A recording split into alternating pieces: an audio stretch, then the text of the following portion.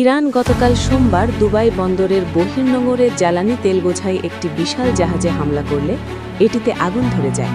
এতে জাহাজটির মূল কাঠামো ক্ষতিগ্রস্ত হয়েছে এবং সাগরে তেল ছড়িয়ে পড়ার আশঙ্কা দেখা দিয়েছে।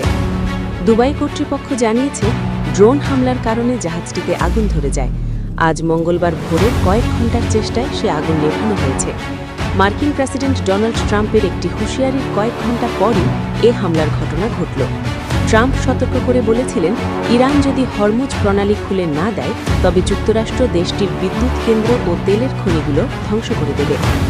গত 28 ফেব্রুয়ারি যুক্তরাষ্ট্র ও ইসরায়েল ইরানে হামলা শুরু করার পর থেকে পারস্য উপসাগর এবং হরমুজ প্রণালীতে বাণিজ্যিক জাহাজে একের পর এক হামলা চলছে। আল সালমি নামের কুয়েতি জাহাজে এই হামলা সেই উত্তেজনারই সবশেষ উদাহরণ। মাসব্যাপী চলা এই যুদ্ধ মধ্যপ্রাচ্য জুড়ে ছড়িয়ে পড়েছে। এতে কয়েক হাজার মানুষের মৃত্যু হয়েছে এবং জ্বালানি সরবরাহ বাধাগ্রস্ত হচ্ছে, যা বিশ্ব অর্থনীতিকে বিপর্যয়ের মুখে ঠেলে দিচ্ছে।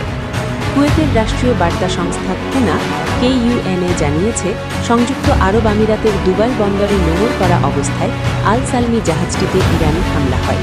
এতে জাহাজটির মালিকানাধীন প্রতিষ্ঠান কুয়েত পেট্রোলিয়াম কর্পোরেশন KPC ক্ষয়ক্ষতির পাশাপাশি সাগরে তেল ছড়িয়ে পড়ার ঝুঁকি রয়েছে বলে সতর্ক করেছে। দুবাই কর্তৃপক্ষ জানিয়েছে, নৌ অগ্নি নির্বাপক দল ড্রোন হামলায় লাগা আগুন সফলভাবে নিভিয়ে ফেলেছে।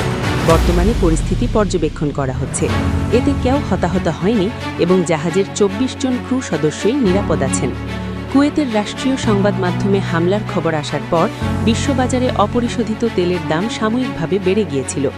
আক্রান্ত এই জাহাজটিতে প্রায় 20 লাখ ব্যারেল তেল পরিবহনের ক্ষমতা রয়েছে, যার বর্তমান বাজার মূল্য $20 কোটি বেশি।